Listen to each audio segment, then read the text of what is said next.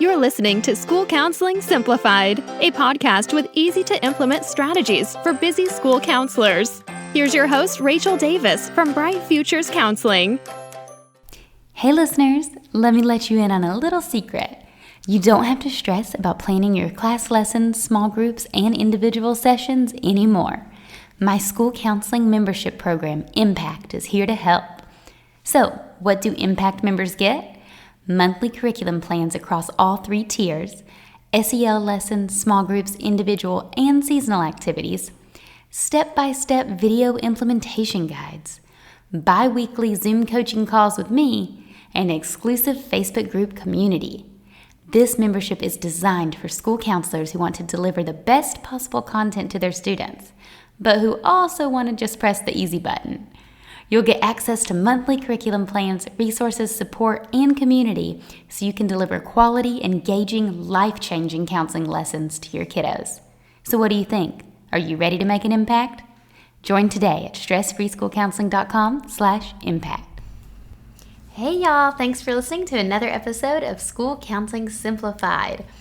I hope you are having an awesome week off. I'm assuming you're out of school this week, and I hope you're having an awesome, relaxing time.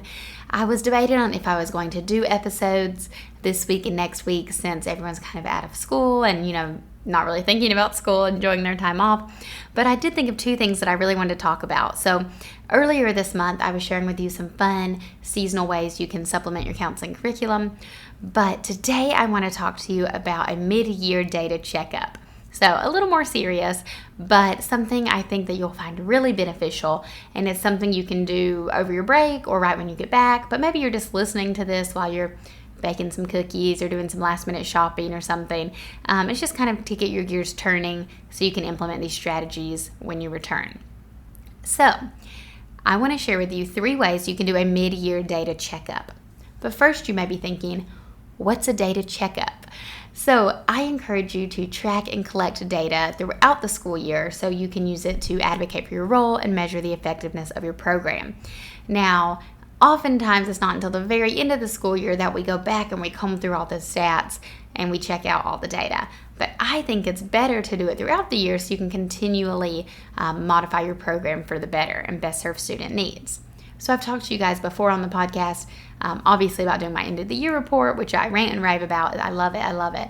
And I also talked to you about doing like data bulletin boards so you can do, little check-ins to share data. So that's essentially what this is.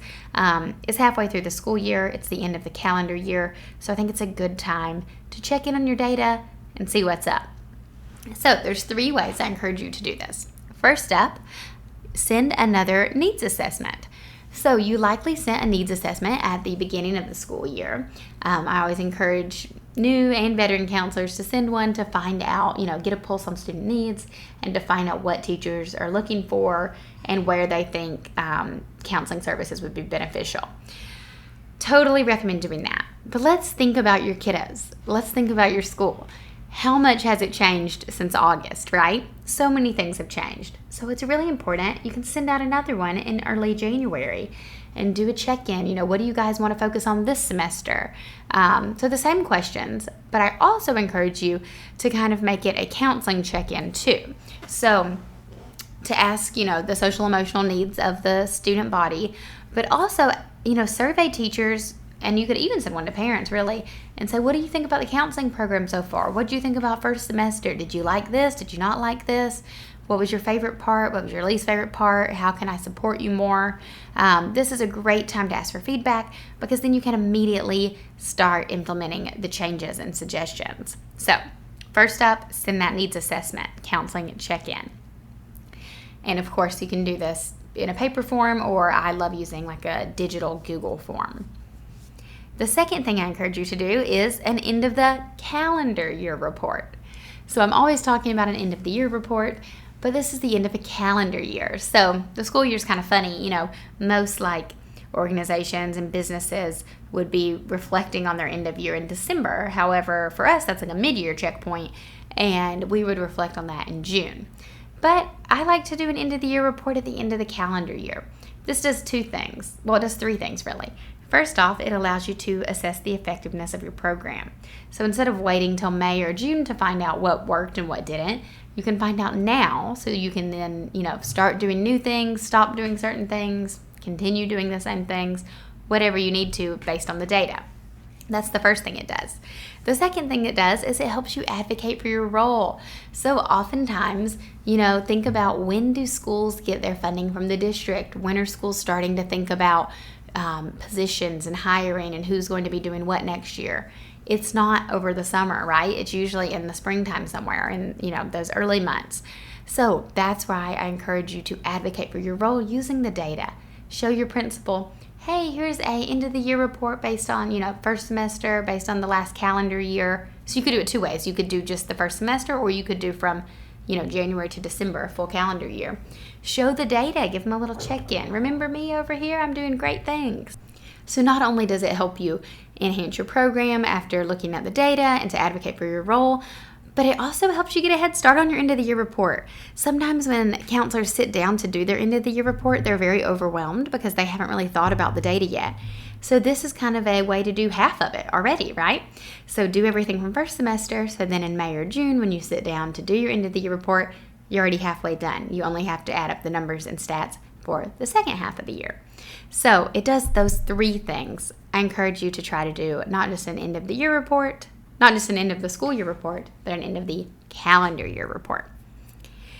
And lastly, the third mid-year data checkup point that I recommend is to look at your group and individual data to plan for next semester groups. So you'll be looking at this data as you're, doing your report and everything. But I want you to look at it on an individual student level to think about this when you're forming your groups. So remember, we have our 3 tiers. Tier 1, those are your class lessons all students are getting. Tier 2, those are your small groups that some students are getting.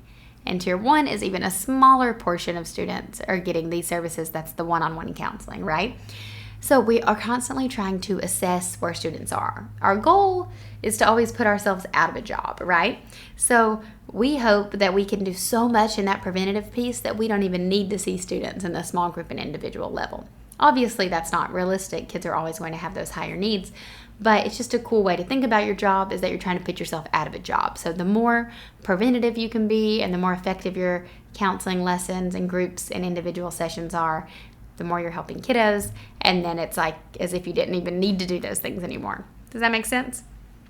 Anyways, so we want to look at that data to see how we can plan our future groups. So I'm assuming your groups are wrapping up in December. That's kind of how I do mine.